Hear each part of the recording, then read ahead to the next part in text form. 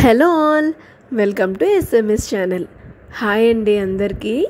ఈరోజు నేను ఆకాకరకాయ బఠానీ కాంబినేషన్తో మంచి కర్రీ ఒకటి ప్రిపేర్ చేస్తున్నానండి.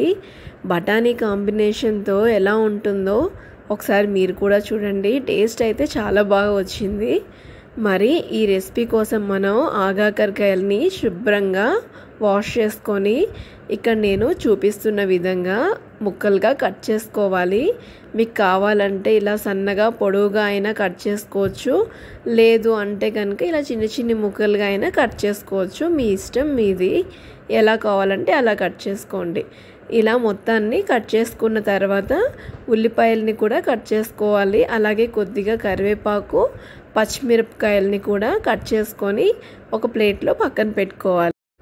ఇప్పుడు స్టవ్ ఆన్ చేసుకొని ఒక కడాయిలో ఒక 3 to 4 టేబుల్ స్పూన్స్ వరకు ఆయిల్ని తీసుకోవాలి.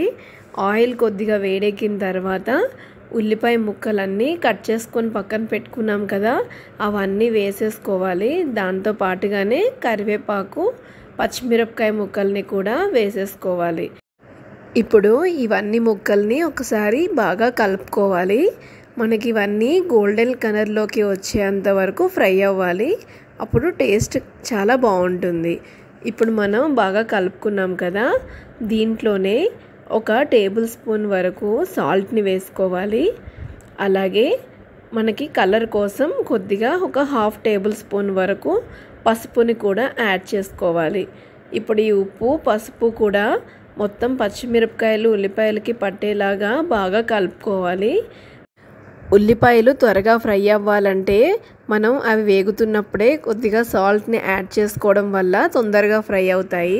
ఇప్పుడు ఒకసారి బాగా కలిపేసుకొని ఒక 5 నుంచి 10 నిమిషాల వరకు మూత పెట్టుకోవాలి. ఇక్కడ చూడండి, ఉల్లిపాయలు బాగా మగ్గాయి కదా. ఇప్పుడు మనం దీంట్లో ఒక టమాటో చిన్న చిన్న ముక్కలుగా కట్ చేసుకున్న టమాటోను, అలాగే కొన్ని బఠానీలు కూడా ఫ్రెష్గా వాష్ చేసుకొని దీంట్లో వేసుకోవాలి. ఒకసారి ముక్కలన్నీ కలిసేలాగా బాగా కలుపుకోవాలి. నేను ఇక్కడ హాఫ్ బాయిల్డ్వి బఠానీ తీసుకున్నాను. మీకు కావాలంటే పచ్చి బఠానీ నానబెట్టుకున్నవి కూడా తీసుకోవచ్చు. ఇప్పుడు దీంట్లోనే ఒక టేబుల్ స్పూన్ వరకు కారంని వేసుకోవాలి. కారం మీ టేస్ట్కి తగినంత వేసుకోండి, మీకు ఎలా నచ్చితే అలా. ఇప్పుడు మొత్తం అంతటిని ఒకసారి బాగా కలుపుకోవాలి. ఇప్పుడు బఠానీలు కూడా బాగా మగ్గే వరకు మనం మూత పెట్టుకొని ఒక 5 నిమిషాల పాటు మగ్గించుకోవాలి. ఇక్కడ చూడండి, ఈ విధంగా ఆయిల్ పక్కన నుంచి తేలుతున్నట్టుగా కనిపిస్తుంది కదా. ఇలా ఆయిల్కి మొత్తం ఫ్రై అయిపోయి అందులో వాటర్ అంతా ఇంకిపోయాయి. ఇప్పుడు మనం దీంట్లో కట్ చేసుకొని పక్కన పెట్టుకున్న ఆగాకరకాయ ముక్కల్ని కూడా వేసేసుకోవాలి. ఇప్పుడు ఈ ముక్కలన్నీ నీట్గా గ్రేవీతో కలిసేలాగా ఒకసారి పైనుంచి కింద వరకు చక్కగా కలిపేసుకోవాలి. ఇలా అంతా కలుపుకున్న తర్వాత వాటర్ ఏమీ యాడ్ చేయకుండా ఒక 10 మినిట్స్ పాటు మగ్గించుకోవాలి. ఇక్కడ చూడండి, కర్రీ కలర్ఫుల్గా ఎలా వచ్చిందో మనకి.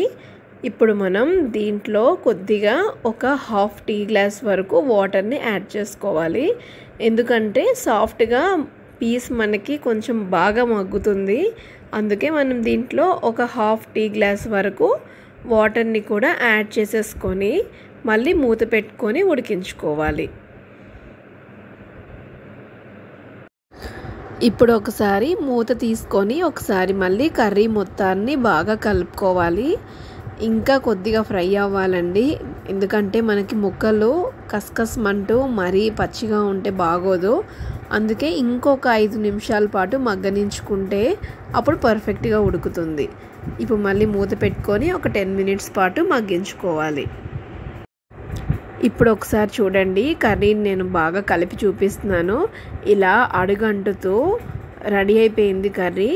ఇప్పుడు మనం దీంట్లో ఉప్పు అది సరిగ్గా సరిపోయినాయా లేవో చూసుకొని సర్వింగ్ బౌల్లోకి తీసేసుకోవాలి. చూడండి, ఇక్కడ మొత్తం నేను బౌల్లోకి తీసి చూపిస్తాను.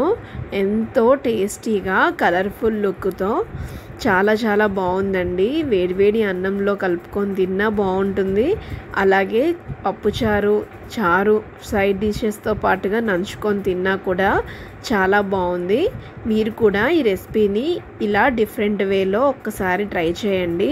అండ్ అలాగే మీకు కనుక నచ్చితే తప్పకుండా లైక్ చేయండి, షేర్ చేయండి, సబ్స్క్రైబ్ చేయండి. Thank you for watching.